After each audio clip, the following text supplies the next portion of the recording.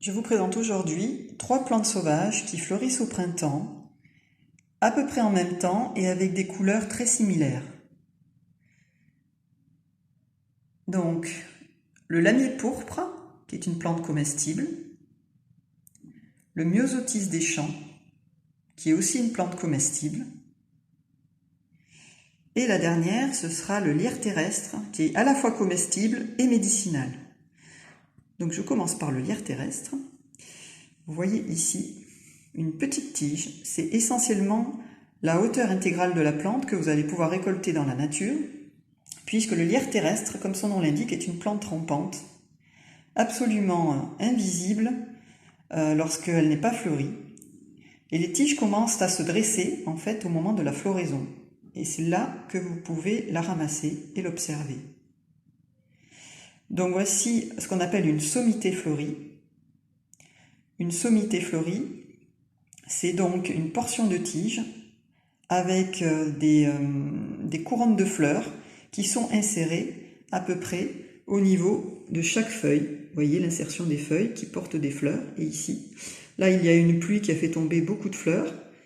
Mais habituellement, vous pouvez avoir, comme sur celle-ci, donc des étages de fleurs très fournis sur toute la hauteur de cette petite tige. Donc cette tige florale, si je la fais tourner entre mes doigts, je sens clairement 4 angles. Elle a une section carrée qui est visible aussi au niveau de la section de la plante. Voilà.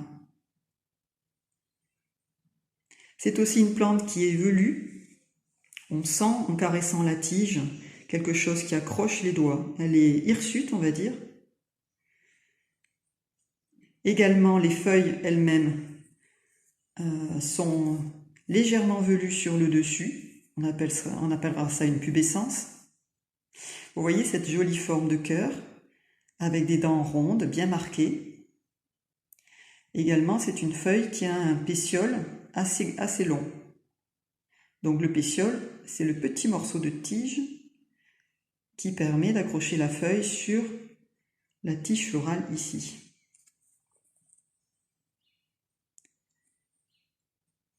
Donc une fois que cette plante a fleuri, elle va faire tomber ses fleurs et là elle va émettre des tiges beaucoup plus longues, vous voyez celle-ci,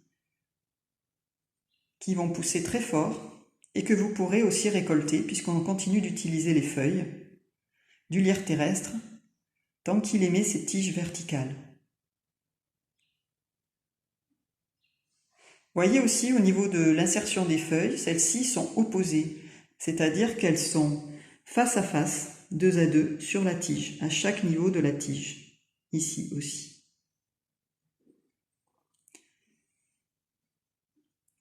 Voilà, le lierre terrestre est de la famille des Lamiacées, c'est-à-dire du thym et de la sauge, ce qui explique ses propriétés médicinales, en partie. Je passe maintenant au myosotis. Le myosotis des champs, qui est l'ancêtre du myosotis cultivé. Donc c'est une plante qui se présente sous forme de rosette lorsqu'elle n'est pas fleurie, comme les salades que je vous ai présentées dans une vidéo précédente. Au moment de la floraison, cette plante émet des tiges dressées qui portent des feuilles et des fleurs au sommet de la tige, contrairement aux lierres terrestres où elles sont étagées tout le long de la tige. Donc ces petites fleurs que vous voyez ici sont des petites fleurs très symétriques, rondes, avec 5 pétales marqués et un centre plus clair teinté de jaune.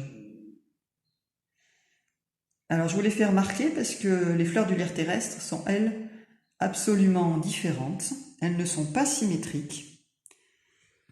Alors, elles sont très petites, contrairement aux fleurs de la sauge. Mais vous reconnaissez, si vous connaissez la sauge, cette forme d'entonnoir, ici, ce tube, qui est prolongé par des lobes en forme de lèvres. C'est pour ça qu'on dit que c'est une fleur qui a 2 lèvres. Voilà, et ces 2 lèvres, en fait, figurent une sorte de bouche. Vous voyez, ça n'a rien à voir avec la fleur du myosotis. C'est une fleur caractéristique de la famille des Lamiacées. Donc je reviens au myosotis, parce qu'il y a d'autres choses à dire à propos de cette fleur. Ces toutes petites fleurs, en fait, forment un groupe qu'on appelle une inflorescence. Et cette inflorescence, elle a une particularité, c'est qu'elle est enroulée, voilà, comme un escargot. Vous voyez cet amas de petits boutons qui forment une boule. En fait, c'est pas une boule, c'est dans un plan. C'est vraiment une forme d'escargot qu'on appellera une queue de scorpion. Ce qui est beaucoup moins sympa que l'escargot, mais c'est le terme officiel, admis. Au niveau de la tige proprement dite, donc celle-ci est très velue, et c'est pas du tout la même sensation que le lierre terrestre. Elle est douce, avec un poil un petit peu cotonneux. Les feuilles aussi sont particulièrement douces. Et si vous remarquez la forme des feuilles, donc elles sont allongées, une forme ovale et un petit peu plus large au sommet, un peu comme des oreilles. Et effectivement, on les a comparées aux oreilles de souris, ce qui a valu le nom de la plante, puisque oreille de souris en grec est appelée myosotis. Myosotis, oreille de souris. Voilà pour le myosotis des champs qui fait partie de la famille de la consoude et de la bourrache, donc les borraginacées.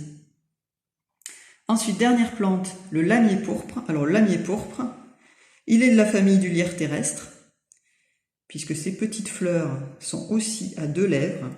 Elles sont vraiment toutes petites. Je vous invite à aller voir sur la plante elle-même pour vous rendre compte, effectivement, de ces lèvres qui forment une bouche. Par contre, c'est impossible à confondre avec le lierre terrestre dans la mesure où vous voyez, ces tiges n'ont aucune feuille sur toute leur longueur, les feuilles étant rassemblées, condensées dans un épi au sommet, dans un épi de fleurs. Par contre, on retrouve en faisant pivoter la tige autour des doigts les 4 angles de la section carrée, qui est une caractéristique de la famille des lamiacées, à laquelle appartient le lamier pourpre. D'ailleurs, c'est lui qui a donné son nom à cette famille, lamier, lamiacée. Donc les feuilles du lamier pourpre sont assez proches de celles du lierre terrestre. Elles sont en forme de cœur, avec des dents rondes. Les nervures sont plus marquées que sur le lierre terrestre. Voilà, je vous mets les deux côte à côte. Et vous remarquez une différence aussi. Bon, la couleur est plus foncée, mais c'est surtout la présence du pétiole sur le lierre terrestre et l'absence de pétiole sur le lamier pourpre. Vous voyez, c'est encore une distinction possible. Au niveau du toucher, le lamier pourpre a quelques poils épars, mais c'est relativement peu perceptible. C'est pas le même toucher que le lierre terrestre, qui est très doux sur le dessus. Voilà, et puis si on regarde des tiges complètes que j'ai arrachées du sol, vous voyez l'insertion des feuilles sur la tige, elle aussi, elle est opposée. Comme le lierre terrestre, ça aussi c'est une caractéristique de la famille des lamiacées, donc de la sauge, du thym. Et pour faire une comparaison avec le myosotis, lui, a des feuilles alternées le long de la tige.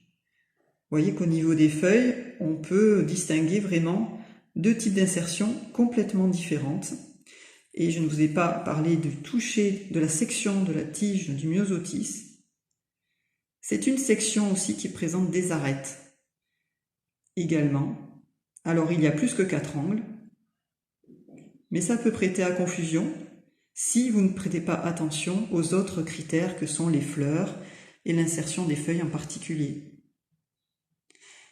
Voilà, et je vous souhaite une bonne reconnaissance. N'hésitez pas à partir sous la pluie pour faire votre petite cueillette. À bientôt.